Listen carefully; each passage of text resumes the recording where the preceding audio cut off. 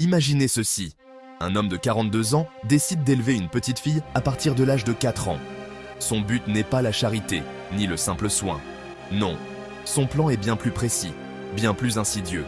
Il veut la façonner, lui modeler l'esprit et contrôler toute sa vie avec un seul objectif, en faire l'épouse idéale, docile et d'une loyauté absolue. Ce n'est pas le scénario complexe d'un nouveau thriller Netflix dévoré en un week-end. Ce n'est pas un film d'horreur psychologique moderne, conçu pour choquer et générer des débats sur les réseaux sociaux. C'est quelque chose de bien plus ancien, mais d'une pertinence étonnante. Cette histoire vient directement de l'esprit de l'un des plus grands dramaturges français. Nous sommes en 1662. L'auteur est le grand Molière. À une époque où la société était régie par des règles et des attentes strictes, il a osé porter cette idée troublante sur scène, devant tout Paris. Il a créé une œuvre qui ressemble moins à une comédie traditionnelle qu'à une effrayante étude de cas sur la manipulation et le contrôle. C'est une histoire qui nous oblige à nous interroger sur la véritable nature de l'amour, de la création et du pouvoir, prouvant que certaines tragédies humaines sont véritablement intemporelles, résonnant à travers les siècles avec une familiarité troublante. Le titre de la pièce est « L'école des femmes ». Et sa prémisse est si audacieuse que même aujourd'hui, elle devrait être accompagnée d'un avertissement de contenu. Molière nous présente Arnolphe, un homme tellement terrifié à l'idée d'être trompé par sa femme qu'il a conçu un plan qu'il croit parfait et définitif. Il pense qu'en élevant sa future épouse, Agnès, dans une ignorance totale, il pourrait s'assurer de sa loyauté. Il l'isole du monde et ne lui enseigne que les leçons qu'il juge appropriées pour sa future femme. C'est une expérience sociale dans sa forme la plus inquiétante.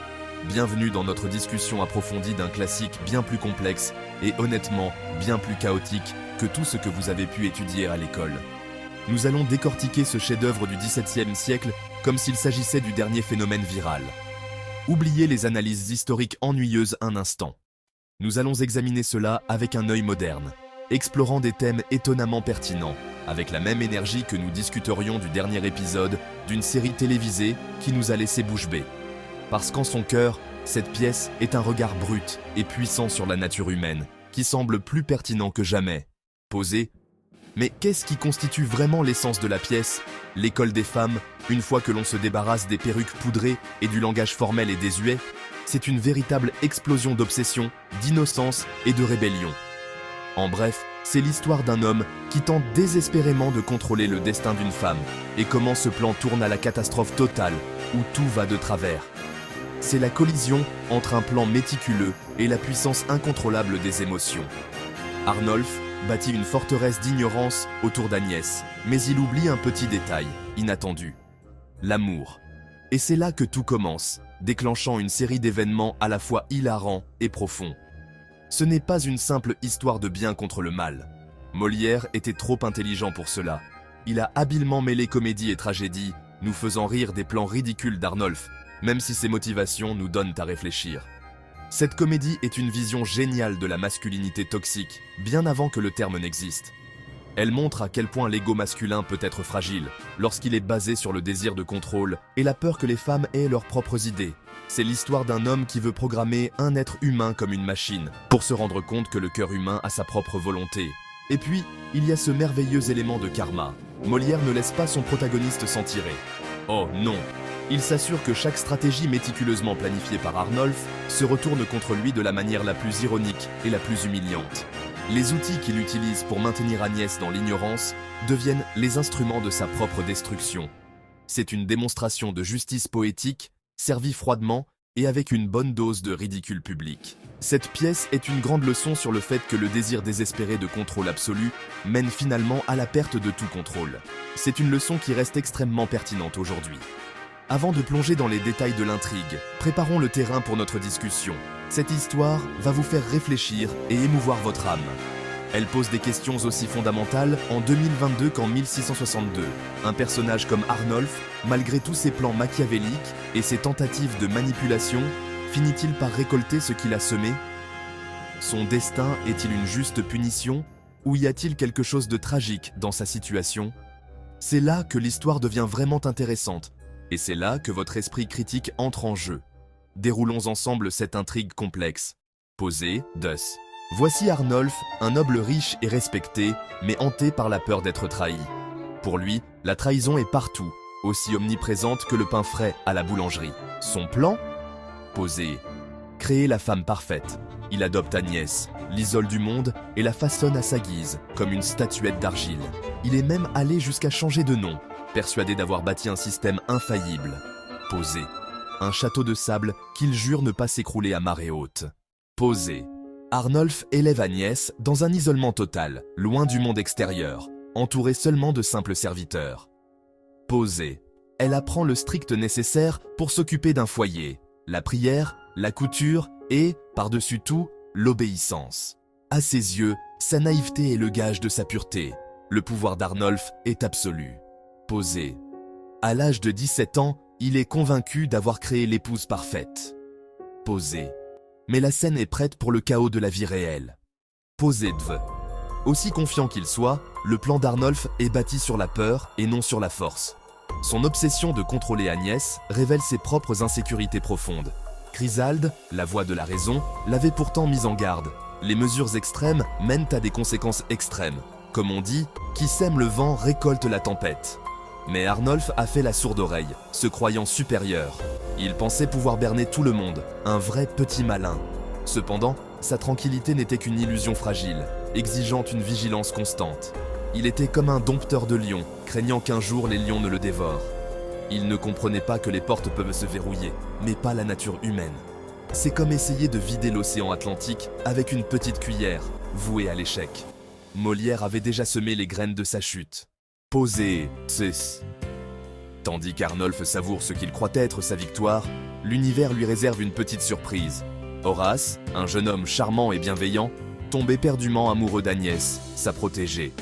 Leur rencontre fortuite bouleverse tous ses plans. Posé. L'amour éclot naturellement, brisant les murs qu'Arnolphe avait érigés. Posé. Horace n'a pas besoin de plan. Il lui suffit d'être lui-même, naturellement. Posé. Et cette authenticité même menace tout ce qu'Arnolphe a construit. Posé. Et c'est là l'une des idées les plus géniales et les plus comiques de Molière. L'histoire prend une tournure ironique. Horace, follement amoureux, confie tous ses secrets à Arnolphe, ignorant qu'Arnolphe est le tuteur et le futur époux d'Agnès. Arnolphe est contraint d'écouter, impuissant, tandis que l'avenir qu'il avait si soigneusement planifié s'effrite sous ses yeux. En surface, il garde son calme, mais à l'intérieur, il hurle. La comédie est douloureuse, et cette douleur est incroyablement drôle. Posé. Oh, Arnolphe, lui qui se croyait maître de son destin, voit tous ses plans s'effondrer petit à petit. Chaque piège qu'il tend se retourne contre lui, le transformant de manipulateur qu'il prétend être en un parfait zéro. Posé. Plus il essaie de séparer Agnès et Horace, plus il les rapproche, piégé par sa propre arrogance, tel un méchant de feuilleton qui ne retient jamais la leçon. Posé. Au final, il est vaincu par les émotions et les actions spontanées des autres, devenant le prisonnier de ses propres défauts. C'est la vie, n'est-ce pas? Ou plutôt, c'est la pièce. Le véritable changement, au cours du deuxième acte, est qu'Agnès, d'un pion impuissant, est devenue une femme maîtresse de son destin. Son amour pour Horace a illuminé son cœur et son esprit, lui enseignant la joie et la liberté que la vie peut offrir. Elle a défié le monde d'Arnolphe, a trouvé sa voie et a répondu avec une sincérité étonnante. En fin de compte, Agnès n'est plus un pion dans son jeu. Elle choisit sa propre voie, libre et pleine de caractère, comme une femme forte qui ne s'incline devant personne. Posé, Deus. Arnolphe, acculé et désespéré, tente une dernière manœuvre pour garder Agnès sous son emprise. Il la menace et essaie de la faire chanter émotionnellement, se posant en victime et énumérant tous les sacrifices qu'il prétend avoir faits. C'est la vieille histoire. Qui sème le vent récolte la tempête. Et Arnolphe sent la défaite. Son amour n'était pas sincère. Il était entièrement égoïste, enraciné dans la peur de perdre ce qu'il considérait comme sa possession. Un cas d'école, comme on dit souvent, le bâton pour se faire battre, mais à la manière d'Arnolphe. Pendant un instant, Agnès hésite, tiraillée entre la compassion et son désir de liberté. Posé. La confrontation finale approche. C'est quitte ou double, comme le dit l'adage populaire. Posé 5. Au moment où Arnolphe pense avoir gagné, Agnès le surprend et nous surprend tous. Elle a réfléchi, ressenti et surtout écrit. Elle sort une lettre destinée à Horace et, à la demande d'Arnolphe, la lit à voix haute. Ce ne sont pas de simples gribouillis d'une jeune fille confuse. C'est la déclaration claire et sincère d'une femme qui sait ce qu'elle veut. Dans sa lettre, Agnès explique qu'elle ne peut pas épouser Arnolphe. Elle ne peut pas l'aimer, et ce serait une erreur. Elle raconte le bonheur qu'Horace lui apporte, une joie qu'elle n'aurait jamais osé imaginer. Chaque phrase de la lettre contredit les leçons qu'Arnolphe a tenté de lui enseigner. Il lui a enseigné l'obéissance, elle a appris à choisir. Il lui a enseigné l'ignorance, elle a trouvé la sagesse. En lisant à voix haute ses propres mots, Agnès montre qu'elle est maîtresse d'elle-même. Arnolphe doit écouter sa création, détruire tout en quoi il croyait. L'éducation qu'il lui a donnée est devenue l'outil de sa rébellion. Elle ne le bat pas seulement, elle transcende toute sa façon de penser. La lettre choque Arnolphe, le confrontant à une femme à l'esprit libre qu'il n'a jamais eu l'intention de créer. Ces mots ne sont pas seulement un refus, c'est la destruction totale de son œuvre. Il ne peut plus la considérer comme une petite idiote. Elle a pris une décision claire et sage. La lettre plane dans l'air, signe que l'esprit humain refuse d'être dompté. Arnolphe n'a plus que l'écho de ses paroles. Posé, Sphinx. Au moment où l'intrigue atteint son paroxysme, Molière sort son atout, ou plutôt son classique Deus ex machina. Chrysalde apparaît pour apaiser la situation, mais le véritable rebondissement survient avec l'arrivée du père d'Horace. Non seulement c'est le père d'Horace, mais écoutez bien, c'est aussi le père longtemps perdu d'Agnès. Comment est-ce possible ? Des années auparavant, le père d'Horace avait confié sa petite fille à une paysanne pour l'élever. Cet enfant, c'était Agnès, qui l'élevait sans le savoir, sous la tutelle d'Arnolphe. Maintenant, le père d'Horace est de retour, prêt à ramener sa fille chez elle et à annoncer ses projets de mariage. Et cet homme, Horace, bien sûr. Tout est bien qui finit bien, comme on dit. L'amour entre Agnès et Horace est soudainement béni par le destin et la famille. Des décennies de planification d'Arnolphe s'évaporent en un instant. Quelle malchance! Il n'a jamais eu aucun droit sur Agnès. Désormais, leur union est bénie par l'amour et l'autorité. Un mariage de rêve. Arnolphe, qui croyait tenir le destin d'Agnès entre ses mains, n'est plus qu'un spectateur impuissant. Sa pièce est tombée, au propre comme au figuré. Le conflit est résolu en un clin d'œil. Horace et Agnès sont ensemble, avec le consentement de tous. Quelle joie! Certains pourraient y voir une solution facile. Mais surtout, cela montre à quel point Arnolphe a été pris au dépourvu. Il a été mis de côté. Le destin et la société se sont ligués pour le vaincre de manière spectaculaire et définitive. Quelle humiliation, pourrait-on dire. Posez mes 5 seins, l'échec d'Arnolphe n'était pas qu'une simple pièce de théâtre. Il a déclenché une vague de controverses majeures à Paris. Jouée pour la première fois en 1662, la pièce a créé un véritable tremblement de terre culturel. Avec ses idées audacieuses, elle a divisé le public et a déclenché un débat public houleux, un peu comme une dispute familiale sur la politique lors d'un déjeuner dominical. Les chefs religieux et d'autres auteurs étaient scandalisés, accusant Molière d'immoralité et de vouloir semer le trouble. Ils ont qualifié la comédie d'obscène, d'indécente et de dangereuse. Imaginez les tweets du XVIIe siècle. Molière corrompt notre jeunesse. Molière au bûcher.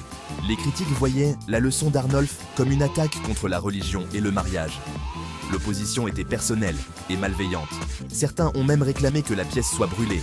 La controverse, surnommée la querelle de l'école des femmes, est devenue une véritable guerre culturelle, comme la rivalité entre les sandwichs au fromage et les céréales. Qu'est-ce qui a le plus choqué les gens ? Molière a montré une jeune femme éduquée et victorieuse. La victoire d'Agnès sur Arnolphe était un événement majeur et montrait que le bonheur d'une femme était plus important que le pouvoir d'un homme. Dans un monde de mariages arrangés, c'était explosif. Molière n'a pas seulement écrit une comédie, il a placé un miroir devant la société. Posé Pchan. Alors, comment Molière a-t-il réagi à toutes ces critiques ? Il ne s'est pas excusé. Au contraire, il a redoublé d'audace. En 1663, il a écrit une pièce dans laquelle les personnages débattaient des controverses même qu'il avait suscitées. Il s'est moqué de ses détracteurs sur scène, montrant à quel point ils étaient ridicules. À travers des personnages intelligents, il a affirmé que le rôle du théâtre était de divertir le public et de corriger les mœurs par le rire. C'était comme un mic drop théâtral. Molière a repris le contrôle de son propre récit. Et le public a-t-il soutenu les critiques ? Pas du tout. La pièce a été un succès retentissant, affichant complet et générant des recettes records. Le scandale n'a fait qu'accroître sa renommée. Le succès de Molière a prouvé qu'il savait ce que le public voulait. Une pièce intelligente, pertinente et qui faisait réfléchir. La controverse s'est apaisée, mais l'héritage de son œuvre a perduré. Molière est devenu le roi de la comédie française et un critique social audacieux. Le scandale ne l'a pas arrêté. Au contraire, il l'a transformé en légende. Posez. Mais au final, qu'est-ce que Molière voulait nous dire? Lorsque nous retirons tous les masques, nous découvrons une histoire étonnamment pertinente. Molière n'écrivait pas seulement pour divertir. Il a défié la société de son temps et son message reste intemporel. Cette comédie est une critique intemporelle de l'absurdité du contrôle, surtout lorsqu'il s'agit de contrôler le cœur d'autrui. Arnolphe est l'exemple même de l'homme toxique, terrorisé à l'idée de perdre le contrôle. Son projet de créer une épouse parfaite est né de la peur et non de l'amour. Molière démontre qu'une telle mentalité est immorale et, ironiquement, totalement inefficace. Plus Arnolphe tente de contrôler Agnès, plus il se détruit lui-même. Le chemin vers la liberté d'Agnès est le véritable cœur de la comédie, une célébration de l'indépendance et du droit de choisir son propre bonheur. Le génie de Molière réside dans sa capacité à envelopper ses tragédies profondes d'une couche de comédie, rendant son message intemporel. C'est une leçon aussi importante aujourd'hui qu'elle l'était à l'époque. Posez point. Molière nous rappelle de ne pas être assez orgueilleux pour vouloir contrôler la vie des autres. Son chef-d'œuvre nous enseigne que l'esprit humain, curieux et libre, ne se laissera jamais enfermer. En 1672, c'était révolutionnaire, comme un sujet viral qui défierait aujourd'hui le patriarcat. Molière nous enseigne que le vrai pouvoir vient de la confiance, de la liberté et du fait d'être soi-même. Posez. Son message est intemporel. Si vous avez aimé cette vidéo, n'oubliez pas de vous abonner, de liker et de partager.